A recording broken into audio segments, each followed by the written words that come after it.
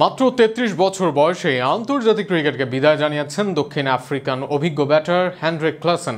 তার এই সিদ্ধান্ত শুধু একটি ব্যক্তিগত অধ্যায়ের সমাপ্তি নয়, বরং এটি আন্তর্জাতিক ক্রিকেটের বর্তমান ও ভবিষ্যৎ নিয়ে গভীর উদ্বেগের জন্ম দিয়েছে। ফ্রাঞ্চাইজি লিগে মনোযোগ দিতে চেয়ে জাতীয় দল থেকে সরে দাঁড়ানো ক্লাসেনের পথেই হেঁটেছেন আরও অনেক তারকা, যার সর্বশেষ উদাহরণ ক্যারিবিয়ান ব্যাটার নিকোলাস পুরান। এই পটভূমিতে ক্লাসেন একটি গুরুত্বপূর্ণ বার্তা দিয়েছেন, আন্তর্জাতিক ক্রিকেটকে বাঁচাতে এখনই সময় পদক্ষেপ নেওয়ার। বিস্তারিত থাকছে প্রতিবেদনে।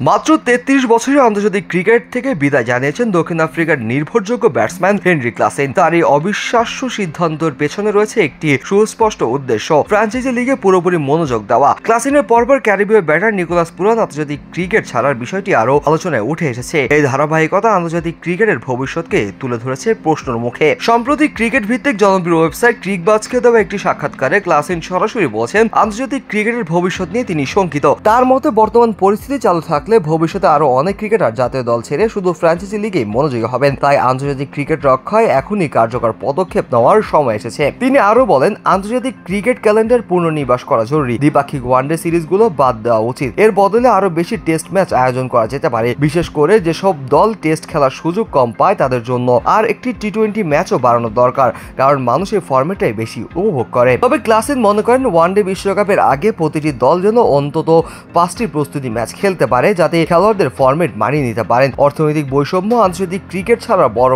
কারণ বলেও মনে করেন ক্লাসেন। অস্ট্রেলিয়া, ইংল্যান্ড এবং ভারতের ক্রিকেটারদের বাদ দিলে অধিকাংশ দেশের খেলোয়াড়দেরই যথাযথ পারিশ্রমিক দেওয়া হয় না, ফলে তারা বেশি আয় নিশ্চিত করতে ফ্র্যাঞ্চাইজি লিগকে বেছে নিচ্ছেন। তিনি বলেন, স্টার্ক 2016 থেকে 2023 সাল পর্যন্ত আইপিএল খেলেননি। হ্যারি ব্রুকও আইপিএল এর থেকে নাম সরিয়ে নিয়েছেন। তারা বোর্ডের সঙ্গে ভালো সম্পর্ক থাকার কারণে এমন সিদ্ধান্ত নিতে পেরেছেন। অনেক দেশের বোর্ডই খেলোয়াড়দের সঠিকভাবে যত্ন নেয় না, ফলে খেলোয়াড়দের কাছে লিগই হয়ে ওঠে নিরাপদ বিকল্প।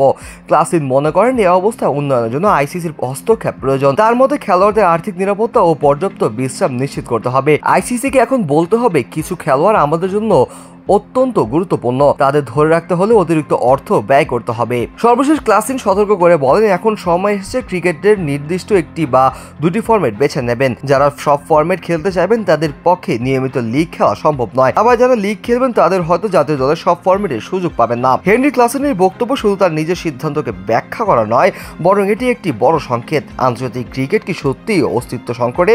এখন সিদ্ধান্ত নেওয়ার পালা আইসিসি ও বোর্ডগুলোর।